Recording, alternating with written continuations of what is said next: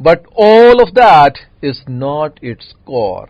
Its center is in truth, eternal stillness, bright blue skies, and all you hear are gentle whispers, far away and unimportant. The first word is core. Core mean hakikat, goda, यानी कि उसके अंदर की बात. Heart, truth, सच्चाई, truthfulness. Center mean markaz. Middle, eternal mean abdi, हमेशा रहने वाला, lasting. Stillness, खामोशी, sukoon, quietness.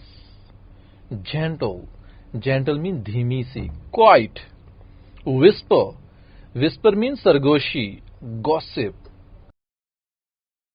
Unimportant mean ghair aham, meaningless. But all of that is not its core. लेकिन वो सारा कुछ इसकी हकीकत नहीं है. यानी कि जो हवा, जो तबाही लेकर आई, जो अफरियत का निशान बनकर आई, वो हवा जो है, कहता है उसकी हकीकत ये चीज नहीं है कि वो तबाही का बाइस बनती है, वो इंसान के बनाए हुए चीजों को उड़ा के ले जाती है. ये चीज उसका कोर नहीं है, उसका गोदा नहीं है, उसकी हकीकत ये चीज नहीं है. बल्कि उसकी हकीकत क्या है? Its centre is in truth. उसकी सच्चाई उसके अंदर है. एटर्नल स्टिलनेस, हमेशा रहने वाली खामोशी. यानी कि हवा जो है वो तो स्टिलनेस है, वो तो खामोशी है, पीस है, अमन है, जिंदगी बख्शती है. ब्राइट ब्लू स्काइज, रोशन नीले आसमान को. एंड ऑल यू हियर, और जो कुछ आप सुनते हैं, आर जेंटल विस्पर्स, वो धीमी सी सरगोशियां हैं. फार अवे, बहुत दूर. एंड अनइम्पोर्टेंट, और गैर अहम सी. यानी कि हवा जो है उसकी हकीकत जो है वो क्या है? वो लोगों को जिंदगी देती है, वो जानदारों को जिंदगी देती है, वो हैवानात को, पौधों को जिंदगी का बाइस बनती है.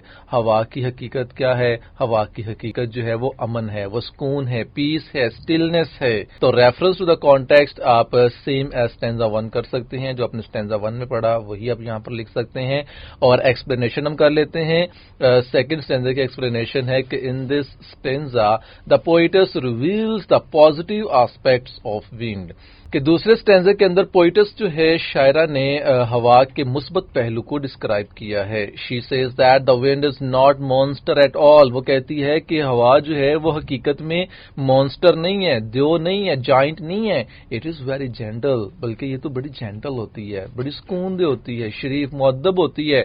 It is very peaceful. It has made a peaceful atmosphere. It has made everything lovely. ये तो हर चीज को खूबसूरत बना देती है.